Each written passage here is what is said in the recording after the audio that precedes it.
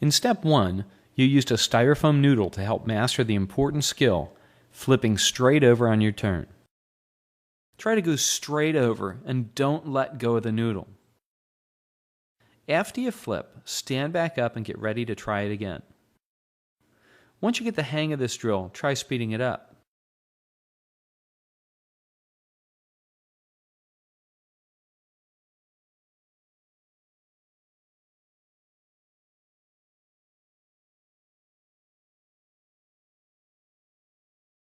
Or push down on it. Remember, don't use your hands to help you flip. If you can't get all the way around, tuck your chin and look back between your legs as you start your somersault. Think about sending your energy down and around rather than just down. But most important, just try it. Stick with it and stay tuned for step 2.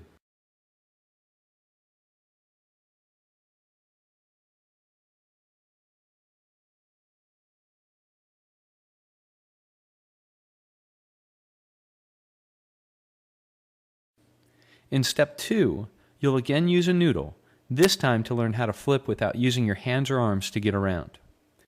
Somersault. When you somersault, don't do anything with your arms. Just hang on to the noodle and flip straight over.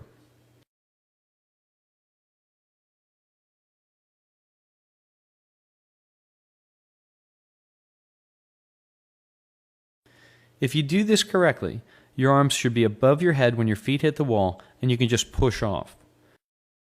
Don't worry about getting a big push off. All you need is to go straight over and have the noodle just above your head when your feet hit the wall.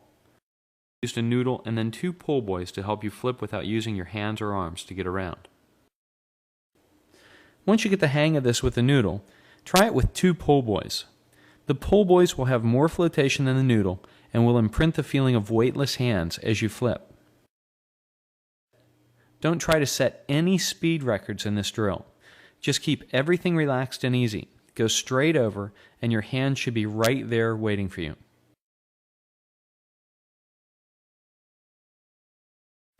If you're too close or too far away from the wall, simply adjust the point at which you initiate your flip.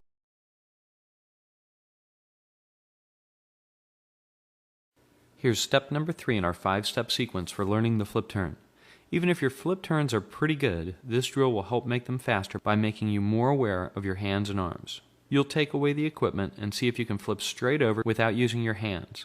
By kicking into the wall rather than swimming into the wall, you can stay relaxed, break some old habits, and keep the feeling of the weightless hands that you learned in step number 2.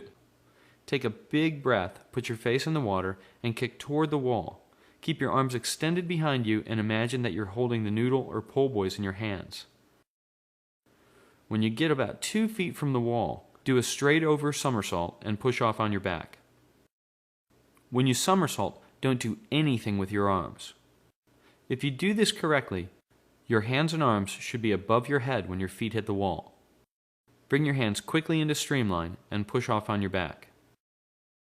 If you started to use your hands, as this swimmer does, if you find that you're heading straight to the bottom when you push off, check the position of your hands as you initiate the turn. This swimmer drops her hands as she initiates the flip, and she ends up too deep. Here, she keeps her hands more weightless and near the surface, and her feet hit the wall at a better depth. Keep these images in your mind as you practice, and come back for step number 4 next week.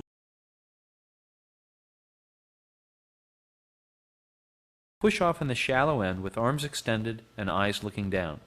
Pull back with one arm, then pull back with the other arm, and kick head first into a straight over somersault. Here's the sequence again. Push off with both arms extended, pull back with one arm, then pull back with the other arm and kick head first into your tuck. Stay relaxed and focus on weightless hands.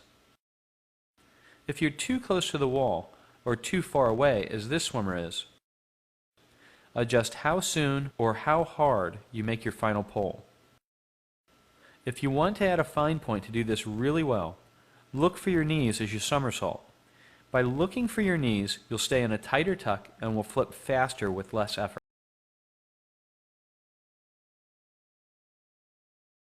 Or 11 o'clock rather than straight up. Take a moment to memorize how this foot position feels, then sink down and do a drop push. Push off not on your back, but just slightly on your side. If you're more comfortable on the other side, your toes would be pointed at the 1 o'clock or 2 o'clock rather than 10 o'clock. This is how you'll be pushing off the wall for step 5 in our flip turn sequence. Now let's try it in action. Stand in the shallow end just under the flags and facing the wall. You can swim in this time, but keep it nice and relaxed. As you approach the wall, pull back with one arm, then pull back with the other arm and kick head first into your tuck. Go straight over, but this time, just as your feet hit the wall, the feet turn slightly so that when they land on the wall, the toes are pointed toward 11 o'clock or 1 o'clock. The most important thing is to keep practicing.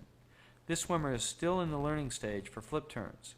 She's doing many things right: weightless hands, a straight over flip, eyes looking for the knees, and her head and arms are in a great position for a streamlined push. She goes a little too quickly to her side, but her feet are angled correctly, and with practice, she'll learn to push off a bit more on her back.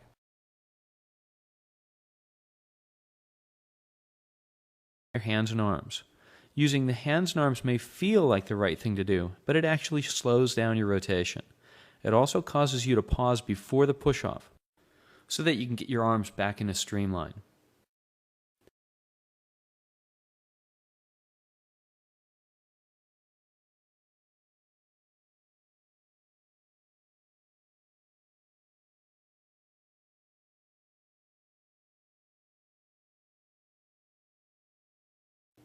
Here's what you're aiming for as a final result: a flip turn where you use your abs rather than your arms to get around.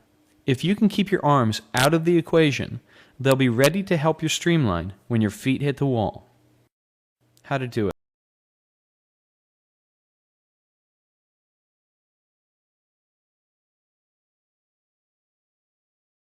Entrata in virata si deve fare attenzione ad iniziare la rotazione del corpo alla giusta distanza dal muro, rapportandola alla velocità di nuotata. A velocità maggiori, la virata si affronta a distanze maggiori rispetto alle basse velocità. L'atleta dovrà abbassare il capo portando il mento verso il petto ed effettuare un colpo di gambe a delfino, allo scopo di agevolare e di velocizzare questa fase. Ruotare velocemente è importante, ma si deve fare molta attenzione affinché la rotazione termini quando il busto è in posizione perfettamente orizzontale e non continui oltre tale punto, perdendo il necessario allineamento idrodinamico per la successiva fase di spinta.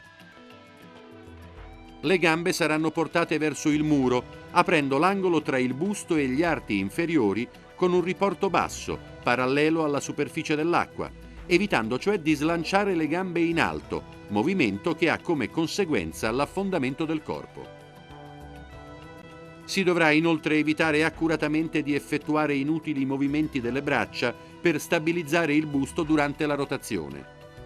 È molto deleterio ruotare le anche durante la spinta dal muro. Si possono ruotare le spalle, ma assolutamente non le anche, in quanto si perde l'appoggio dei piedi. È preferibile staccarsi dal muro su di un fianco ed effettuare l'avvitamento successivamente durante lo scivolamento.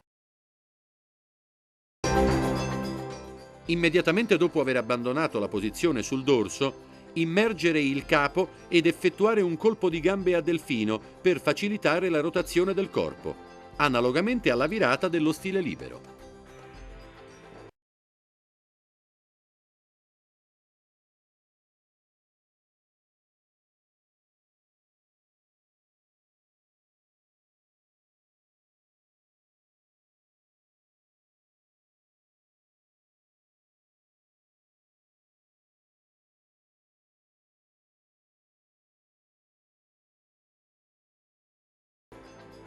Si deve effettuare la rotazione del corpo con la maggiore continuità possibile, evitando di sollevare il capo per guardare il muro dopo aver iniziato la virata.